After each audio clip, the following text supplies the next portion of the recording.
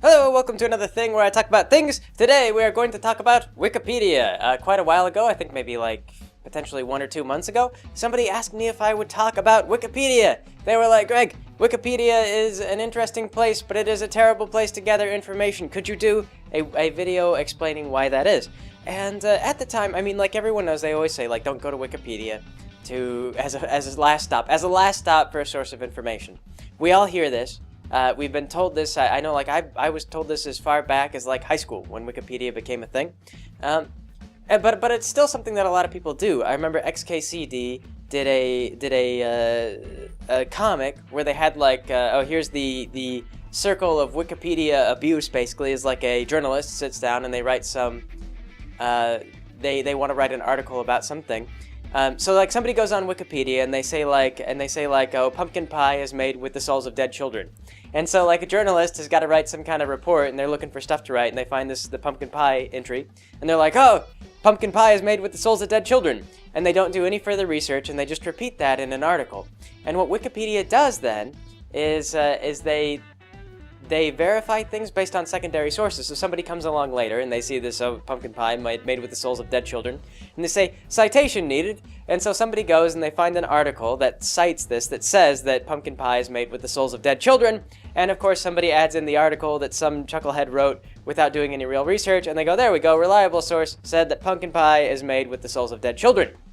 And in this way, Wikipedia creates, then substantiates a rumor, a false rumor, through just basically a circle of laziness, in a sense.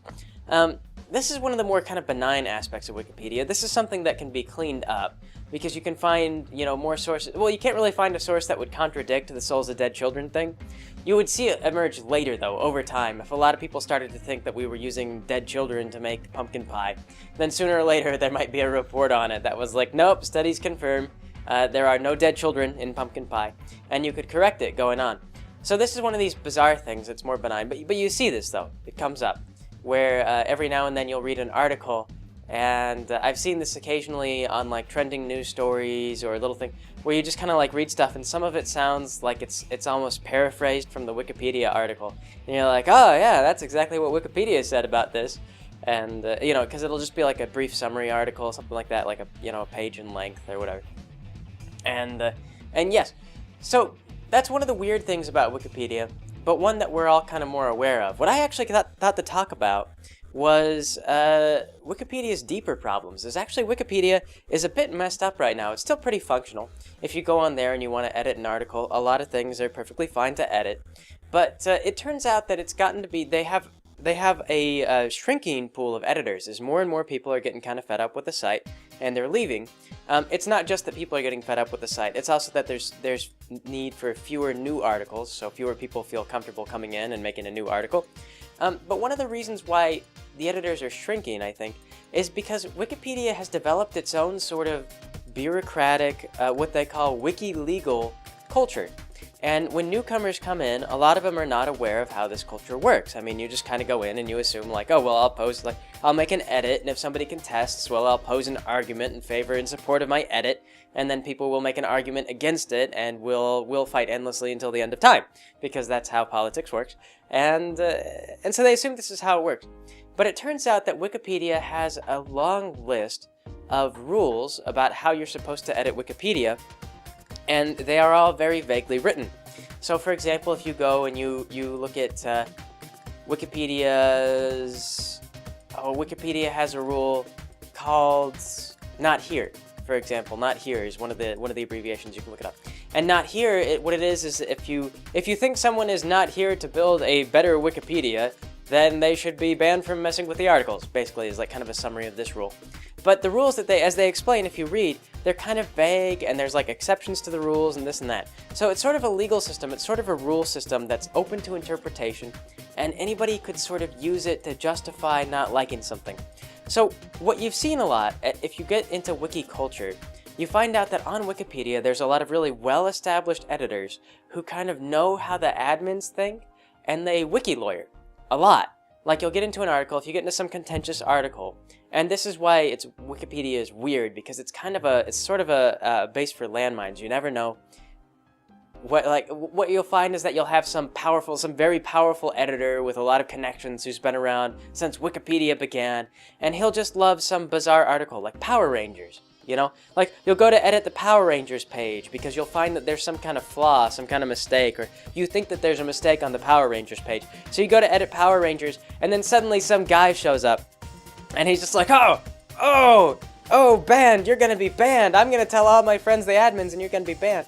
And you know, you wind up, you go through all this stuff, and then you wind up at the arbitration committee, the highest court in all of Wikipedia, and they're trying to figure out, like, how do we solve this critical problem on the Power Rangers page? And it just becomes this bureaucratic mess of arguments that they try to suck you into. And a lot of people, like, if you look at Wikipedia, and you say, like, oh, a problem, I'll just casually fix it. I mean, it's a user-based thing. And nobody wants to, like, learn how to become a lawyer on Wikipedia, or few sane people want to learn how to become lawyers for Wikipedia to get their article changes to some stupid, to like a Power Rangers page. The reason I bring up Power Rangers is because there's an editor who was in the news. Well, he was in a couple news sites, actually. He's been banned from Wikipedia now, but it took, like, years and years and years. He was a sysop for a little while. He started off as a sysop, but what he was doing is he would abuse his powers to win arguments on Wikipedia. And so he would, like, you would edit his Power Rangers page, and he would just roll back your edits using his system operator powers. And he just kept abusing these powers until they finally had to strip him of his powers. And so he got, like, just sanction after sanction after sanction, and every time he got in trouble, one of his friends would come in and they would just undo his block. They'd just be like, oh, we didn't give him enough chance. He's under a lot of stress. He needed a warning. He needed a better warning. And so you get this kind of thing, this bizarre nepotism on Wikipedia. But the way it works is that there's a whole bureaucratic system where if you get in trouble on Wikipedia, like suppose you make an edit on Wikipedia and you use a source that's considered non-reliable. And they have a place where you can go where you can check and see what sources are reliable and what sources are not. But the thing about all of Wikipedia is, like I say, everything's kind of vague and everything's sort of up for debate.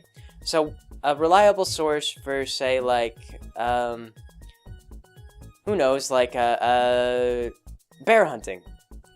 You might go to a bear hunting magazine, Bear Hunting Magazine, and Bear Hunting Magazine is a fantastic source for bear hunting, tips. If you want to talk about, like, how the best way to hunt bears, Bear Hunting Magazine would be the place to go. And that would be a reliable source for that particular article. But you, of course, wouldn't quote Bear Hunting Magazine on their opinion of Barack Obama, You wouldn't go to the Barack Obama page and quote Bear Hunting Magazine. So there's not, like, even a strict set of rules for how you find your reliable sources. If a source says something and it can be kind of verified, then in theory, that's a reliable source. So it comes down to, like, even the sources that you use on Wikipedia are not strictly reliable. They can be up for grabs. And this leads to a rather weird situation where on many different kinds of scientific articles or political articles or stuff about society, you find that there's a lot of debate as to which articles are reliable and which articles are not. And if you get very powerful editors, these bizarre editors who do things like they'll have powers, they might be admins, they might be system operators. If they have some particular hang-up, like if they've got just an axe to grind against some kind of political group, you might find them playing guard dog on a page and making sure that everything on that page is slanted towards their perspective. And you could fight with them about it, but they've got friends. And most likely, if you're a new editor, you don't know who their friends are. You don't know what those people are like. You don't know what rules appeal to them. So you'll go on there and you'll just see this length of, like, acronyms and stuff like that. They'll be like, oh, BLP, not here, WP, do, and stuff like that. And they're all just kind of throwing around these various things. And there's even a rule on Wikipedia that is ignore the rules. And so this is how vague everything gets, is you get these people who start talking about all these principles like they're written in stone and everyone has to follow them to the letter. And then you find out that these same people banging this drum about the principles on Wikipedia don't even follow those principles because there's another principle that says that you don't have to follow the principles. So, like I say, it just gets to be weird. Where I actually learned the most, though, about Wikipedia, their culture, is from following the Gamergate page. This is one reason why I've stayed, interested and in touch with Gamergate as it sort of evolved, is I've been watching the Wikipedia talk page on Gamergate, because it's such a circus of drama. There are editors working on the Gamergate page, or were. They had a big public banning. The Gamergate page on Wikipedia has been in the news. The Guardian reported on this. And I know about this because they talked about it on the Wikipedia page. But it was just such a parade of madness and bureaucracy that you really just kind of got a feel for what's wrong with Wikipedia from the deep inside. What's really kind of plaguing them. But one thing I watched is you kind of went on there and before they had their big art, actually they still are, but it's just a really nasty environment. Like if you go on that talk page, that Gamergate talk page, and you see how people are behaving with each other, they're incredibly hostile. They're really childish.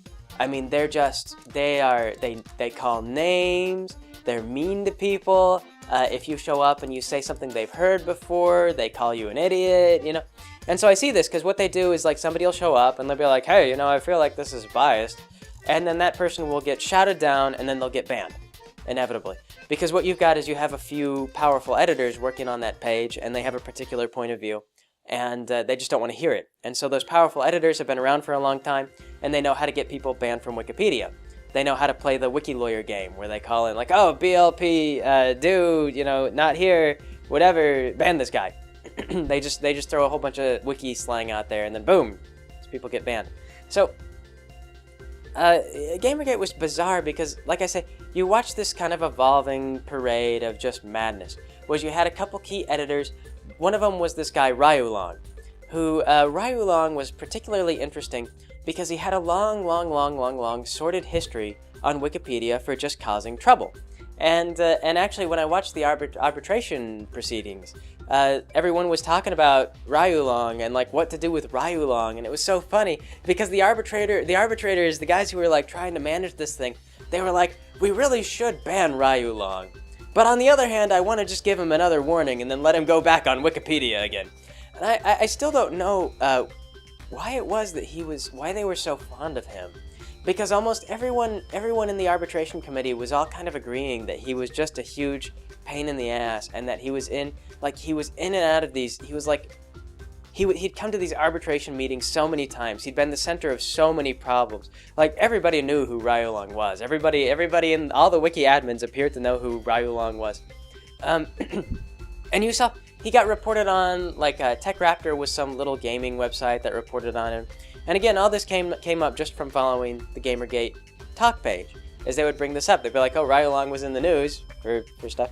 Ryulong started accepting money to write from a particular point of view about Gamergate. Like he went on Reddit and did an Ask Me Anything, and some people agreed to start sending him financial donations to continue to write their point of view into the article, and he agreed. He took the money.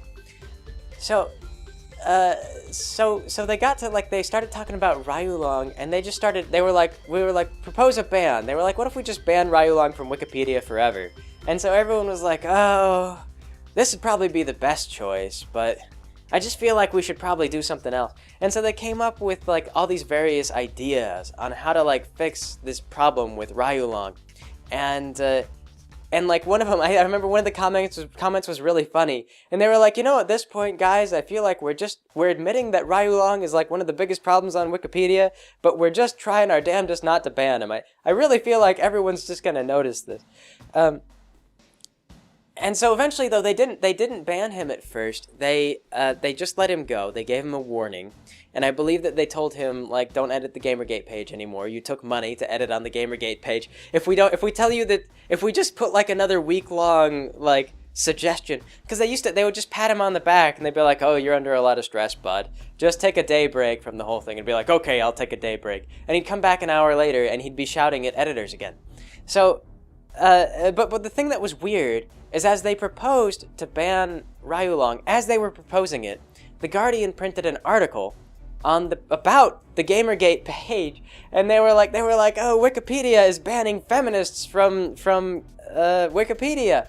And so then they got in a big tizzy about because up until this point, the Gamergate thing has been so strange for Wikipedia. There have been a lot of more level-headed editors who are kind of looking at this, and they're like, well, we have to report secondary sources, And our most reliable sources, like the game journals, are all like misogyny, death threats, misogyny, death threats. And they're talking about these really sensational things, and they don't talk so much about the ad revenue or the situation with any of that. Because this is actually one of the things that I've been more interested in, is they keep talking about all the moral, all the relative moral stuff.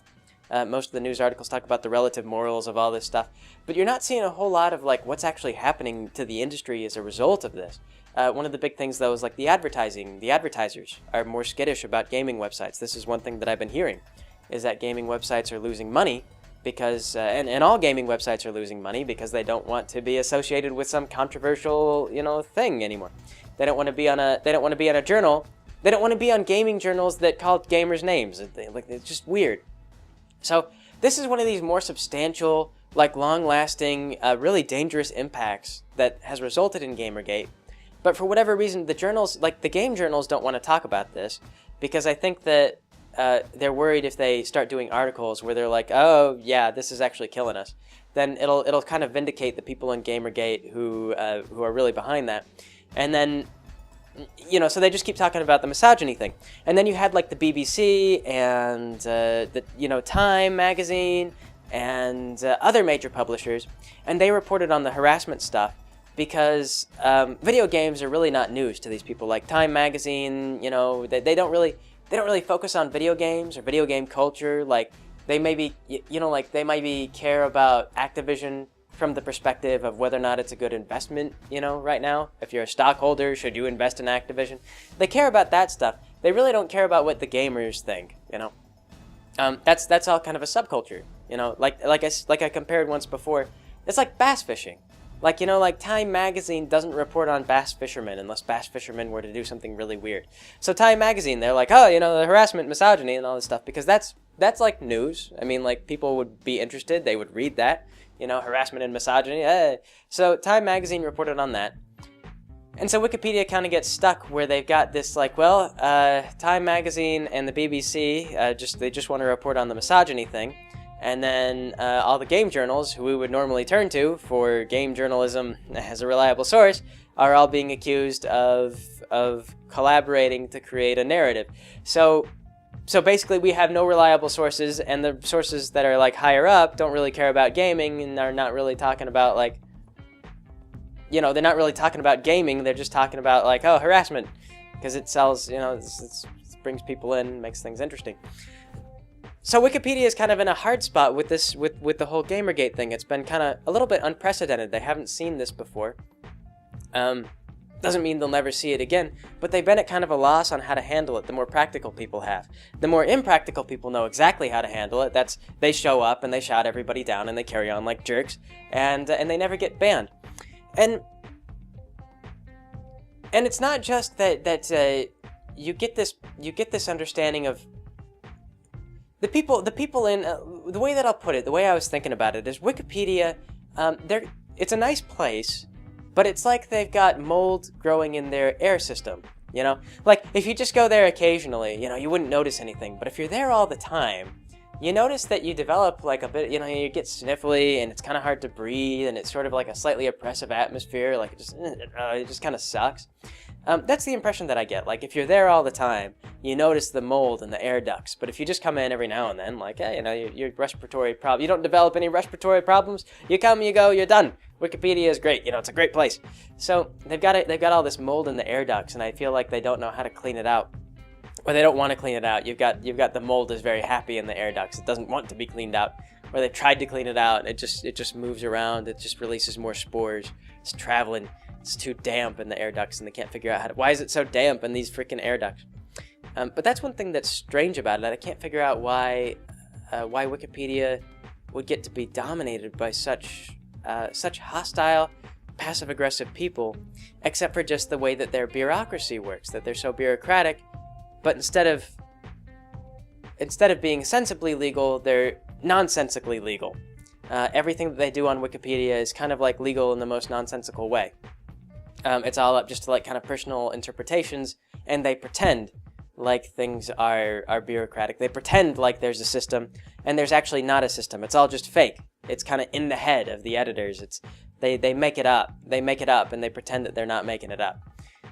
Because if you take real law, like for example, look at the ACA and where it's at right now in the courts. The ACA was like what, like hundreds of pages of stuff going on, and the reason why all those laws and regulations are like hundreds of pages long is because they've got to clarify every potential ambiguity, or otherwise they open up a ton of ridiculous loopholes within the regulatory scheme. For example, you look at the ACA and it's in the court right now. And they're looking at it and they're like, well, you said that the states could set up the exchange, so we're thinking about making it to where the federal government can't help and everyone still gets fined, but people who are getting the exchange help will now just be like out in the cold and will go bankrupt. That's what we plan to do. So that's kind of where they're going with the ACA right now. Just because of one stupid wording mistake, they're pretty much in trouble. Like they're in court and they're battling it out in court. Wiki law is prone to that same sort of abuse, where you get people who say like, oh, well, if you look here, it says that only the states may do this or do that. Except for wiki law doesn't have 300 pages. Like if you go and you look at their make sure you're using reliable sources essay, it's not 300 pages long. It's not full of disambiguations or anything like that. It's highly ambiguous from a legal sense. So when you go to your arbitration committees or when you go to your wiki courts and you argue your case in a wiki court, you find there's not really a lot of consistency. It's just sort of like everyone's own personal interpretations, and it makes no sense. But they pretend as though they have a bunch of really consistent rules that you're supposed to be following, even though there are no consistent rules. The rules really kind of don't exist. It's all just an illusion. They pretend that they're real. Oh, I will say though, at the end of that whole thing with the Ryulon guy, what happened was they gave him a slap on the wrist and they told him to knock it off. They were like, get out of the Gamergate article. You were paid to edit the Gamergate article. Get out. And so afterward, he threw temper tantrums. Like, he started writing really nasty things and harassing people on their page, and they finally just banned him. But like I said, it was so weird because you looked up Ryulon and he was on Encyclopedia Dramatica. There were like forums that were complaining about him. He had just gotten on so many people's cases. I mean, he was like a notorious wiki editor. He just rubbed so many people the wrong way and caused so much trouble. And I just don't I don't know. It's just so weird to be watching Wikipedia and its proceedings, and to see somebody that disruptive, and then just to watch the whole wiki system go head over heels, bending over backwards trying to protect this guy for some reason. And then later on, after I watched this, after the arbitration proceedings, somebody posted an essay. And this was actually an old essay that somebody wrote. Apparently, there are a lot of wiki editors who understand this problem, and they acknowledge it. And so they'd written this essay about unbannable users, or unblockable users, or users that you cannot sanction.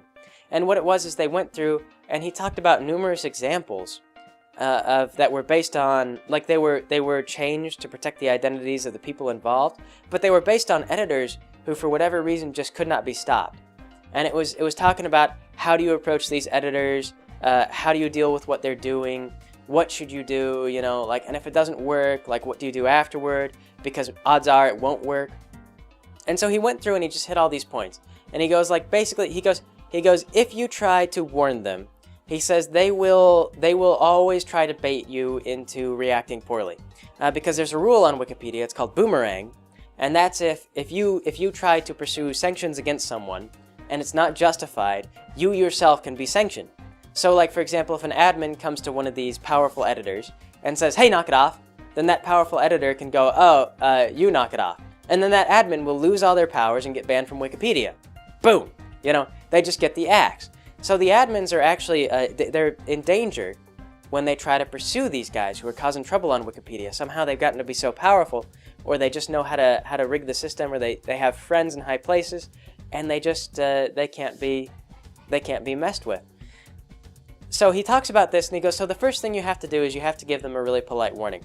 And they say, be as bureaucratic as possible, like use a template, don't add any of your own personal speculation into it, just use a template, tell them, hey, knock it off, and leave it be.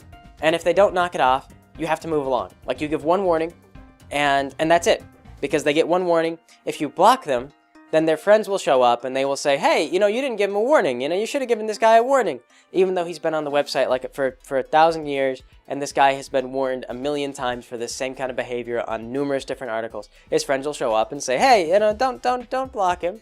He needs a warning. He's having a stressful day. He just needs our help. Give him a shot. And so they say, so after you give the warning, you have to move on. It's done. You can't do anything more to this editor. You have to wait for someone else to be bold enough to step up and give him a second warning. And eventually, maybe some user is going to pull him into the review thing, and then you can maybe vote on something, and you'll find that half the administrators are too afraid to vote against this guy, or so on and so forth. And so he just went down like the way that it generally proceeds. And apparently, what it does is it takes years of misbehavior to ban some of these really powerful editors, these people who are above what you would normally see. Like, new editors just get trashed immediately. Like, if they show up and they do anything, if they upset one of these powerful editors to any degree, they get trashed immediately. They're banned, and then this problem editor will just keep going. So the admins themselves apparently are aware of this problem, and they actually write essays and talk amongst themselves about, like, how do we approach this guy? This guy is friends with so-and-so. And like I say, it's weird, because another reason why I talk about Ryulong is because he got to be such a problem that Jimbo Wales, the guy who actually owns Wikipedia, he owns the foundation that supports Wikipedia, he was directly talking to Ryulong, and he was like, Ryulong, screw off, like, get off the page, quit messing with this Gamergate controversy, like, don't screw around on this anymore. You're taking money for it? Get off the page. So Jimmy Wales was actually directly talking to Ryulong, the guy who owns Wikipedia, and Ryulong was talking back to him. As he's like, I'm not doing anything wrong. Like, stay out of this, Jimmy. Stay out of this. And so he was getting away with talking back to the guy who owned Wikipedia. And this itself was also strange. I found out about this. Jimmy Wales, apparently, he used to have admin power, and it was a lot of unilateral power. But apparently, way back in the day, some people posted pictures of softcore Lolita porn on Wikipedia. And I don't know what this was for. I guess it was for, like, maybe they had a Lolita porn category on Wikipedia or something like that, or they were just like, oh, this is what Lolita porn is. Somebody posted images, and what Mr. Wales did is he went in and he unilaterally deleted all the pictures. He was like, this is illegal in some places. We're not going to host this on Wikipedia. So there was a great big stink. A bunch of people got angry, and they were like, how dare Jimmy Wales use his admin powers to delete softcore Lolita porn. There's nothing wrong with it in my state. Where I live, it's perfectly fine. And I guess wherever Wikipedia was based, it's not illegal. So people raked him over the coals for this. And at that point, Mr. Wales decided that he was not going to be... he wasn't going to make unilateral calls anymore. He said, okay, guys, it's your project. I leave it to those of you in charge of the committees to decide what's good and what's bad. I won't step in to unilaterally do stuff anymore. So Mr. Wales now, when he makes suggestions, he carries a certain amount of weight, but he's about as powerful as the Queen of England, Which, the Queen of England, she carries a lot of symbolic weight. She could show up and she could tell, the British Parliament to do things if she wanted, but they're under no obligation to listen. They don't have to. Jimmy Wales is in the same situation. He's a figurehead. He's like Wikipedia royalty. He can show up and he can make recommendations. He can throw his weight around a little bit, but it's all symbolic weight. He actually has given up his admin powers. He's agreed not to mess with people. He is no longer the reigning king of Wikipedia. He is now just more of a symbolic king of Wikipedia.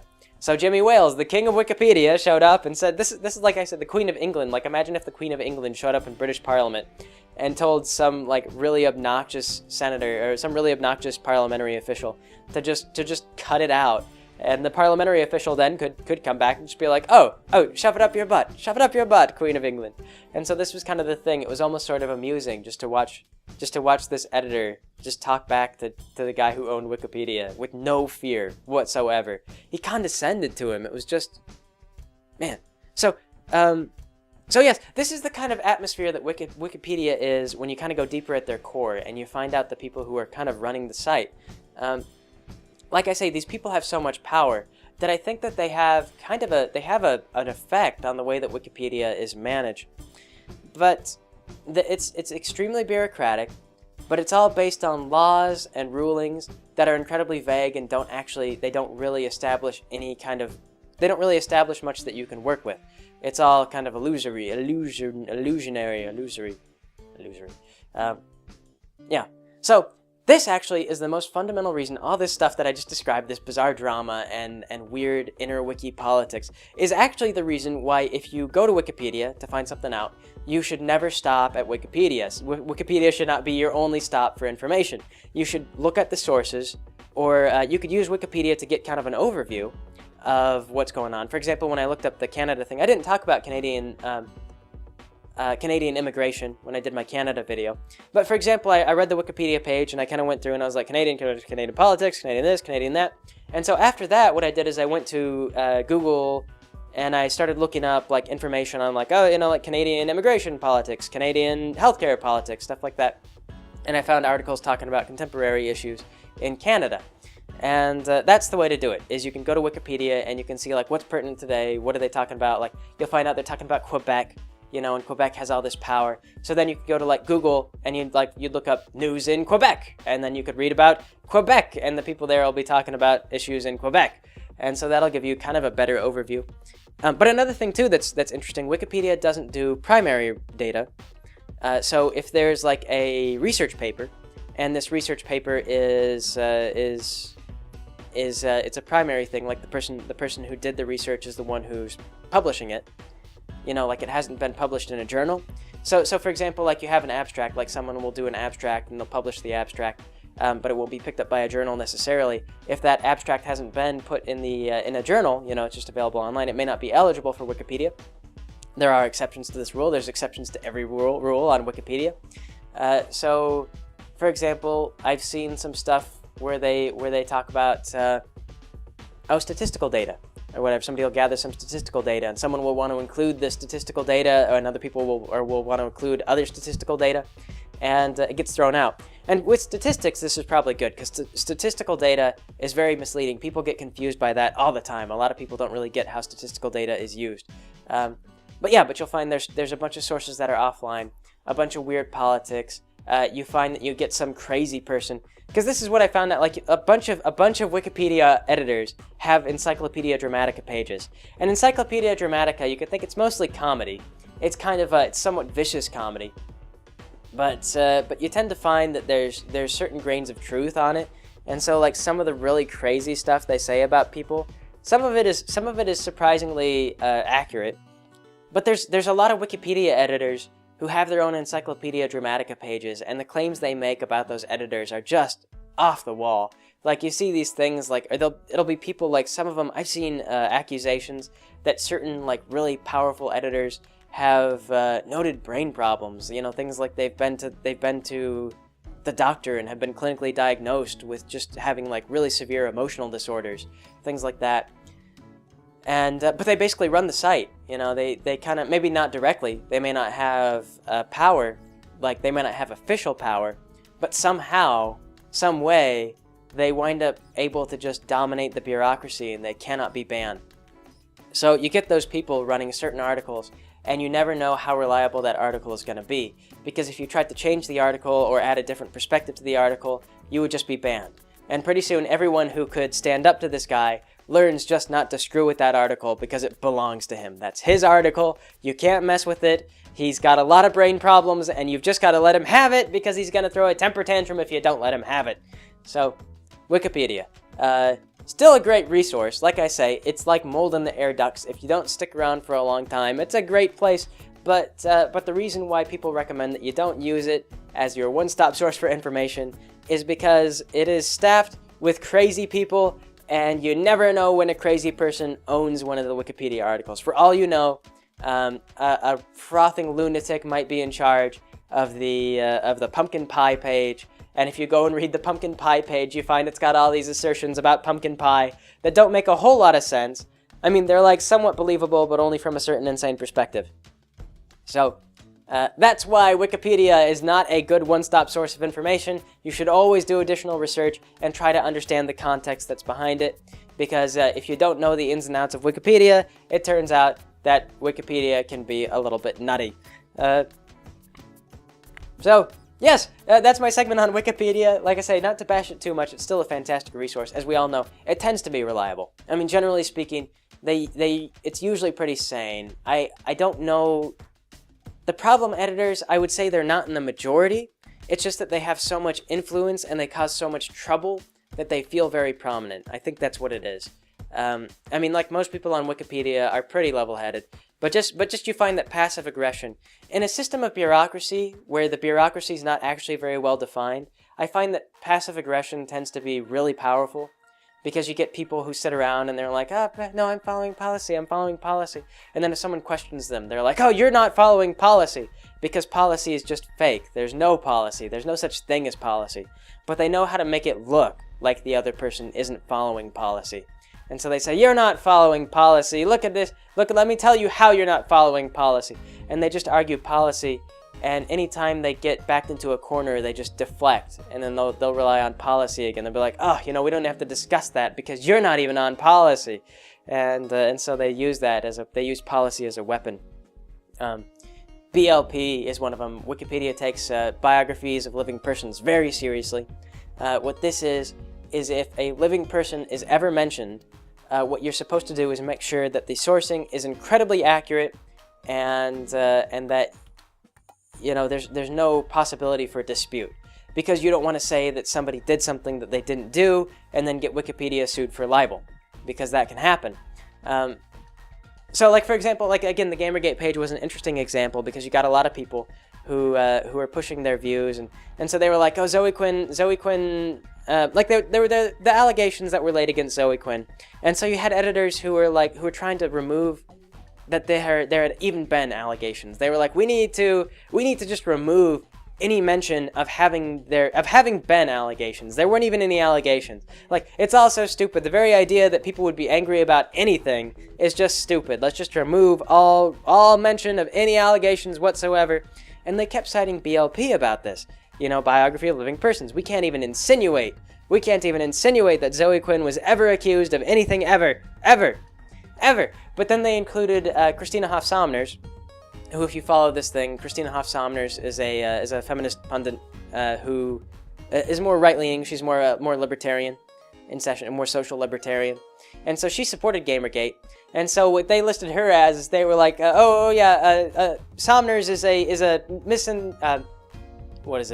she was a misogynistic anti-feminist.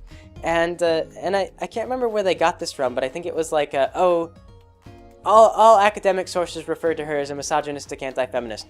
And then they wouldn't quote, they would never say like where they were getting this information from, but for a long while, if you looked at the Gamergate page, they just kept listing Sommers as a misogynistic anti-feminist.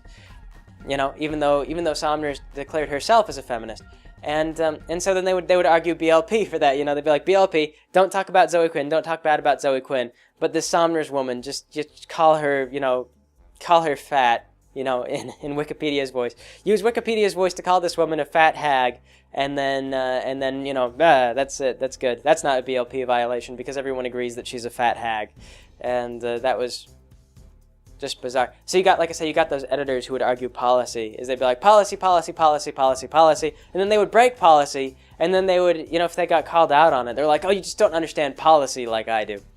So, yeah, Wikipedia. Weird culture in the depths, the dark depths of Wikipedia, the slimy, tentacled part of Wikipedia that most people don't even see. Wacky, a little bit more wacky. Personally, I wouldn't want to get drawn into it. If anyone, like I haven't really done. I've done a little bit of editing to Wikipedia, just like smidges. But if I ever got called in on something, like if I ever stepped into one of those landmines where I went to like an article and I was like, oh, I'll just change this thing about Legacy of Kain, and then have like, oh, Legacy of Kain edited, yeah, and then somebody showed up and they were like, I'm taking you to the Supreme Court of Wikipedia. Just delete my account and go. It's not worth it. It's stupid. The laws don't make any sense. The rules are all made up. It's like whose line is it anyway? The points don't matter and the rules are all made up anyway. So yes, Wikipedia. I guess that'll be it for today. I will catch you guys later.